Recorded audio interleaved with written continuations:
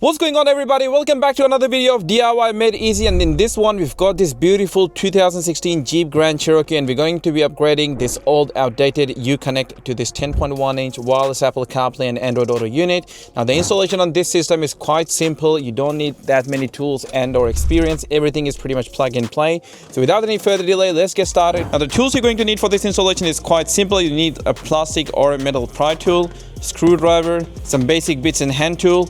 A side cutter is handy to make the wires nice and neat, and tape to tape everything up, make sure nothing is rattling. So let's get started by removing the factory head unit. Now when you're removing this head unit, it's very important not to pry against any part of this dash. This is a very soft dash, so if you pry against that part, it will leave an indentation. Sometimes they do come out, sometimes they don't. So how I like to do is get your hand behind here next to your cubby, start prying out on one side, make your way throughout the screen. Now there's two clips here, they're really tight, and two in the bottom. Once you have those screws out, this whole panel will pop out. There's only going to be one electrical connector behind here, behind the climate panel, so you can go ahead and press on that. That will remove this whole fascia around. You can leave it to the side for now. Next part is to remove the screen. Now in order to remove the screen, there's 4 7mm, so 1, 2, 3, 4. Now you can see someone's already been here. There's an empty GPS antenna. So it had an aftermarket head unit before, which we're going to fix when we're installing the new one. Now it is always a good practice to lay down some nice and soft microfiber whenever you're working on the dashboard of the car. Then just make sure if you make any mistakes, it's not going to scratch the dashboard on your car. Now let's go ahead and remove the 4 7mm. Once you pull out the screen, you'll see there's some connectors behind here. The main power plug, that's your USB connection to the bottom, some aerials. So you're gonna go ahead and remove all of that. Now the main power plug, you can just press against this tab here. This will slide open, pop out of place. Same with this one, just press on tabs, and same thing for all the other ones here. Now with all of the connectors undone, that leaves our screen to go onto the side. That is pretty much all of the disassembly we're going to be needing at this stage. Now for the next part, we have to remove the AC ducts from either side, the climate panel at the bottom, and the remainder of clips. In this case, usually you should have more clips to go one-to-one onto the new screen. So let's go ahead and remove all of this and the balance of the clips, whatever we have got left. And we have to actually transfer this climate panel from here onto the new one. It's not a hard process. You need Torx 8-bit. Let me quickly go ahead and show you how to do that. Alright, so the first part we are going to remove here are these AC ducts on either side. So go ahead and start by removing it from the bottom, and then you can release the 2 clips up top, and that should release the whole AC vents out of place. That's one side. Do the same thing on the other side. So bottom first, you can see it's already broken there. Someone's definitely had a good go on this whole thing. So left and right, keep them separate. Next part, we're going to remove all of the remaining clips. The last part is to remove this climate panel here. Let me quickly show you how to do that. Now for the first part, there are 2 Torx 8 here, 2 on here, and 4 on the inside. So go ahead and remove that. That will allow for you to remove this back cover out of place. Now if you're not comfortable using a impact drill, just use some hand screwdriver. Make sure you don't strip these screws. They're quite sensitive to being stripped. If you strip it, you can have a bad day, waste a lot of time, and we don't want any of that. Now how I like to do it is to pop this circuit board open out of here. So use this bottom area here and the corner around here, and just pry it open on one side. You see that releases. So do the same thing on the other first. So the bottom part of this board is out. Now for the top part, you'll see there's 2 clips here. So push it away with your finger and pry it from the side. That releases one side. Do the same thing on the other. And that is most of your climate panel out. And then I'll just like to push it from the other end. So one part of it is out. Put it on the side. Now you want to remove the million other Torx 8 from here. Now once you have all of the screws out, you can put all the screws to the side. Then you want to remove the bottom part first, the top part second, and then the middle one is just lifted on the top part a little bit and slide it out of place. And this whole fascia is not good for us anymore. We can put it to the side. Now let's start assembling all of that onto our new fascia and the unit. Alright, so here we have the new unit with us. So first part again, put everything back in the reverse order. So this thing will slide in the bottom first, then here. Actually the top and the bottom doesn't make any difference, they both go on top of the thing. Then you can screw in all the million screws that you took out before. And once you put all of those screws back in, just flip it around, press it a couple of times, make sure all of the buttons are free to move. They won't be spring loaded at the minute because you've got the whole circuit and the back part of it out. So go ahead and take your back part again right here. Line it up. It's quite easy to line it up. It's very hard to get it wrong.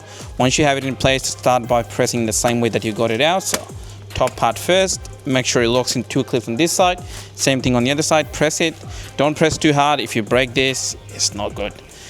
Same thing on the bottom. So go ahead and press it in place. Once you have all of it in place, just go ahead and press all the buttons, make sure everything is working. None of these buttons should get stuck when you're pressing against them, so press everything once at least, double check everything, and once you're happy with that, you can go ahead and put the back cover back on. So line it up. It can only go in one way, so very hard to get it wrong. You can go ahead and start screwing the 8 screws back on. Now in your case scenario, next part you want to do is have all of your clips coming from the old one onto the new one. Now in this case, we don't have that many clips, so we'll only try to spread them along so the pressure is distributed evenly. So 2 at the bottom, 3 up top. I think that should be the way to go. 1, 2, 3. Now the last part is getting this AC ducts back on. So again, in the reverse order, so top part goes in first and then the bottom one. The same thing on the other side. So that is your unit ready to go. Now before we put it in, let's go ahead and do all of the wiring. In terms of wiring, you've got your RCA out, your microphone in, and your external camera in. You can have your caravan camera or your trailer camera plugging it in here. You can also have a mounted front camera that will go on with the factory reverse camera, your sub output, your output left and right channel for your amp, and a control for your fan that's built in onto the unit for active cooling. So these units do come with an active cooling fan. Second part here is your original USB retention. This will just plug straight into spot. That will retain your original USB. You still get another extra USB to mount somewhere within the dash if you want to do it. We'll probably end up doing it on the passenger side as the customer requested. Next one is your 2 aerials. So that's the square one is your GPS. This one is your Wi-Fi. Now there's enough room in here for both of these aerials to be mounted. Now from what I can see, it already has a GPS antenna, so I might just reuse that instead of mounting a new one. The Wi-Fi antenna is something that I will mount again. Now this will allow for you to have proper 4G connection when the unit is connected. After that, we've also gone ahead and mounted a new microphone on the corner. Now that's a Kenwood KCA MC01. That is the best microphone you can get for a car. It sounds like you're talking in person or on call. It's really, really good. It has very good noise cancellation, so that's why we choose to use that microphone. Now from there on, you got your main power harness here, along with the canvas box. This is what will retain all the original car's electronic function. This is the junction. Then you've got your adapter to retain your FM/AM that will go onto this steel connector here. So quickly go ahead and plug that one in. If you do have one of the adapters to go into the blue one to have your GPS running off the factory GPS, you can do that, although the new aerials are usually not bad, so either one is okay. Now I'll show you why you need the side cutters or the wire strippers, so you can cut ahead all of this, make everything nice and tidy. So what you want to do is go ahead and tape up any excess wiring you see for anything. Taping everything up makes it nice and neat. Make sure there's no rattling once the installation is finished. Everything stays in place, and when things touch against each other with the vibration of the car's engine, nothing makes a noise that will drive you nuts.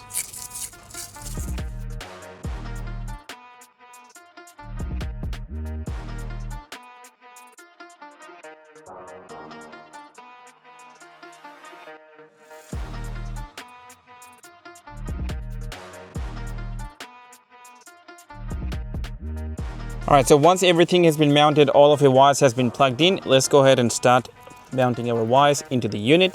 First one is the silver one, which is a Wi-Fi antenna, so that goes into your Wi-Fi around here. Let's go ahead and tighten this up. This is a 5G Wi-Fi, so it's very, very strong. That's the first one done. Second one is your GPS antenna, so let's go ahead and mount your GPS aerial to go into the GPS aerial around here. Tighten it up all the way. Third one is your FM/AM antenna. You can go ahead and do that as well. All right, so next one would be your reversing camera plug, which is this one right here. So go ahead and plug that one in there. Done. Moving on is your USB retention. So you've got two USBs here. First one is a retention, that is your original USBs down at the bottom next to the cubby storage. And the second one would be the new USB lead which we have mounted in this installation. That is a USB. Then comes in your RCA output. Now you want to plug that part into this red one here. That will power up your active cooling fan. And then we plug it into the bottom. Now this plug is very important to get right, because if you have this plug loose, your microphone will be gone to absolute rubbish quality. Then comes in our final two plugs. One of them is a CAN bus. This is a communication one, so this is how the unit talks to the rest of the car. So go ahead and plug that one back in. And finally, the main power harness. So go ahead and plug that one in. Now with all of that done, this is all the aftermarket plugs done. Lastly, before putting the unit back in, go ahead and plug the original climate control back into the spot where it came out of. Route all the wires behind the unit, and you can sit the unit back in its spot.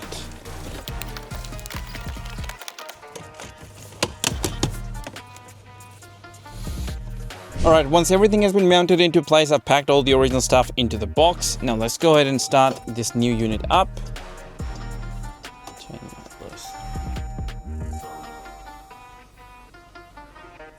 All of the checks have been finished. Now first thing we want to check is if the sound's working, so just click on the music app right here. The sound is definitely working. Quite loud as well, which is good. Don't want to get a copyright, so let's turn that off. Alright, so now here are the few things that I like to do to set the system up. Oh, another thing we want to check is the reverse camera. Make sure that is all working good. So as you can see, it's all haywire and crazy. So what you want to do, touch the screen. This will give you a setting icon around here. Click on the setting there, click on the camera, change it from whatever camera you've got to NTSC. That is the standard signal coming in from Jeep. And as you can see, your turning lights and everything still continues to work, which is quite good. Let's go back into park. Now, the first thing I like to do is set this row up. So first one I like to have is my radio around there. There's the radio. Second one I like to do is to have Bluetooth. So you click on that to pair up new phone. Change this theme for my Z-Link, which is a new Z-Link around here. And then the last one, instead of having that, I like to have, but this is where you'll go to change your heated and cooled seats. Now the next thing I like to do is on all of our new units, you have this little guy here. Now this little guy is in built-in AI with the screen.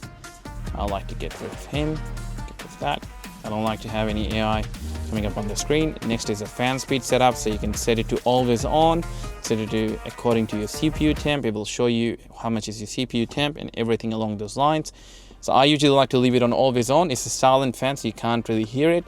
It's not going to cause any disturbance or interference. Now for the next part, let's go ahead and set up the microphone. So you go into settings, go factory, go 1, 2, 3, 4, 5, 6, scroll 3/4 of the way. You can see microphone selection. Front is this microphone, go rear, and then the radio region for us would be in Australia. So this just changes the frequency it's catching up on. And let's go into Z-Link, set up the Z-Link settings, go into settings, turn this is right hand drive. FPS engine makes the animations smoother. Let's change to background connection on. This will ensure every time you get in the car, it automatically connects to the system. And default connection mode is link mode. Now it does have link mode and mirroring. Lastly, let's set up the name. So go ahead and delete that and name the device as Jeep. Perfect. Let's get out, swipe down, click restart, click OK. We'll wait for the system to restart and then we can test all of these buttons here as well. It's just our hands is working. I'm pretty sure all of them will work. It's just I want to make sure everything is working indeed.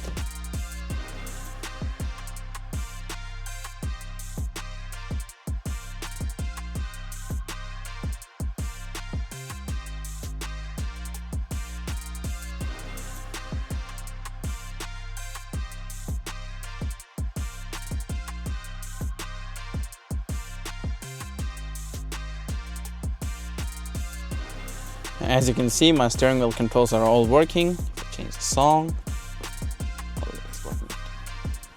Get out of that. My climate control.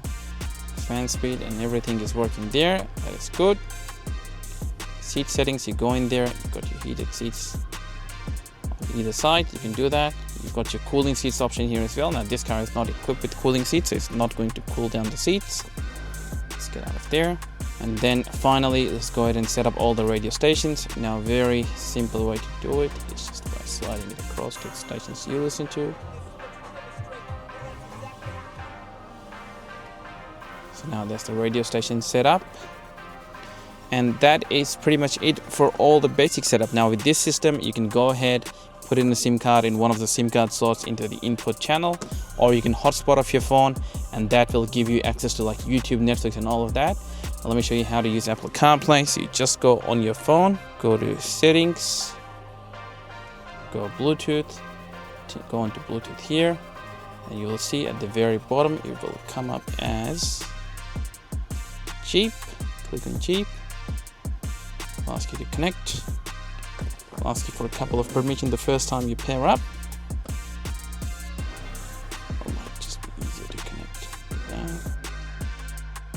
When you're pairing up, just click on Jeep, click pair. You don't need to allow the contact info, because when you're in CarPlay, we'll have all that info automatically. Show you your phone battery voltage there as well. Click connect. And you're in. Check that box away. And you've got wireless Apple CarPlay, wireless Android Auto. It's really nice and smooth, as you can see. It doesn't lag whatsoever. Really good system. Very high end. It's not one of the cheaper end of the system, so it does have very good specifications on the inside. Now if you're interested in that, just send us an email. We'll give you every single technical info for you to do some research. If you guys need help getting a system like this into your car, if you want to buy the DIY kit, log on to www.westernautocustoms.com.au, or if you want to get a screen like this installed in your car and you're based in Australia, just reach out to us on info@westernautocustoms.com.au, or just give us a call on 0475 469 577 to see how we can help you with your car. And with that being said, this is going to be it for us in this video. We'll see you in the next one. Peace.